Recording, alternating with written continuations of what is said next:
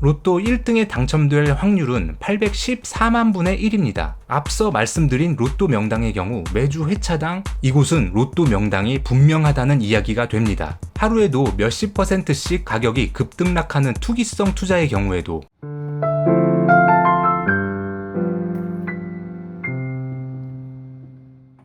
안녕하세요. 책상박 세상TV의 안지훈입니다. 재테크와 자기 개발을 다루는 채널에서 갑자기 로또를 주제로 다뤄서 의아해 하실 수도 있을 겁니다. 며칠 전 리뷰를 진행했던 도서 이코노믹 센스의 내용 중 재미있는 부분이 있어 말씀드리고 싶어 제작했습니다. 누구나 한 번쯤 당첨되어 보고 싶은 복권. 복권은 불황에 특히 각광받는 대표적인 상품입니다. 경기가 안 좋을수록 복권은 일상의 고단함을 잠시나마 달래주는 작은 희망이 되어주기 때문이죠. 복권에 대한 관심이 고조되고 있는 상황에서 특히 관심이 더욱 높은 로또 명당이라는 것이 과연 정말 있을까요? 길을 가다 보면 우리는 종종 로또 명당이라는 현수막과 함께 역대 몇 명의 1등이 나왔는지 광고를 하는 판매점을 볼 수 있습니다. 로또 관련 사이트에서 소개하는 명당 판매점의 상황을 보면 진짜로 명당은 따로 존재하는 듯 보입니다. 조금 예전 자료이지만 통계는 변하지 않으니 내용을 말씀드리면 2016년까지 누적 1등 당첨자가 4,645명, 평균 당첨 금액은 20억 5천만 원.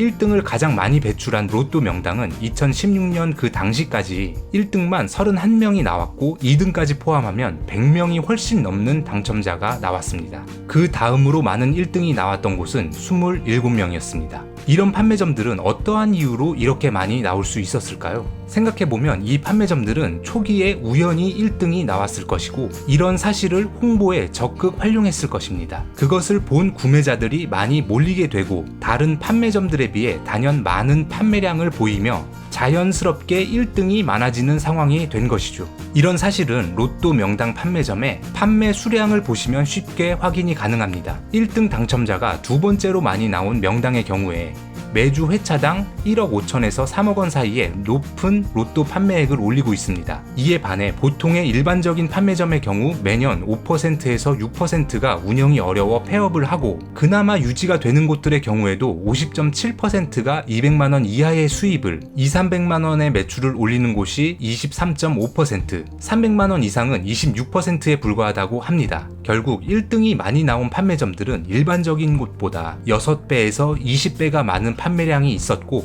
자연스럽게 1등 당첨자가 나올 확률도 높아진 거죠. 그런데 이상한 점이 하나 있습니다. 로또 1등에 당첨될 확률은 814만 분의 1입니다. 앞서 말씀드린 로또 명당의 경우 매주 회차당 1억 5천에서 3억 원에 가까운 판매액을 올리고 있기 때문에 연간으로 환산하면 75억에서 150억 판매액이며 한 게임에 1,000원, 확률은 814만 분의 1을 계산하면 1년에 0.9명에서 1.8명에 불과합니다. 2003년부터 2016년까지 14년 동안 1등은 12.6명에서 25.2명이 발생해야 했죠. 그런데 실제 수치는 이보다 높은 27명이기 때문에 이곳은 로또 명당이 분명하다는 이야기가 됩니다. 하지만 이것도 조금 다른 면에서 본다면 설명이 가능합니다. 제가 주사위 놀이를 해본다고 해볼게요. 주사위를 던졌을 때 각각의 숫자가 나올 확률은 6분의 1입니다. 그러나 실제로 주사위를 100번 던진다고 모든 숫자가 정확히 6분의 1로 딱 맞게 나눠져서 나오지는 않습니다. 실행하는 횟수를 1000번으로 늘려도 숫자가 나오는 확률이 6분의 1로 점점 가까워질 수는 있지만 정확하게 맞춰서 나오지는 않죠. 로또 명당도 이 사례와 동일한 겁니다. 로또 판매량의 증가와 비례하여 1등의 당첨자 수도 증가는 하지만 때로는 더 많게, 때로는 더 적게 나올 수도 있는 것이죠. 솔직히 특정 장소에서만 당첨 확률이 높을 수 없다는 것은 보통의 상식으로도 이해가 되는 것이며 사실 이렇게까지 장황하게 설명할 것도 없습니다. 그런데도 불구하고 많은 사람들은 명당이라고 부르며 남다른 가치를 부여하고 오늘도 로또를 구매하기 위해 굳이 먼 곳에 있는 명당을 찾아가죠. 마치 아들을 갖게 해달라 사찰을 찾아가서 불공을 드리고 고시 수석 합격생을 배출한 하숙집은 웃돈을 줘야 들어갈 수 있듯이 말이죠. 하루에도 몇십 %씩 가격이 급등락하는 투기성 투자의 경우에도 객관적이고 과학적인 판단은 어렵게 됩니다. 지금도 많은 개인들은 여러 요인들 중에서 자신들이 믿고 싶은 근거들은 확대 해석하고 믿고 싶지 않은 근거들은 애써 외면하면서 자기 나름의 근거를 만들어 나가고 있습니다.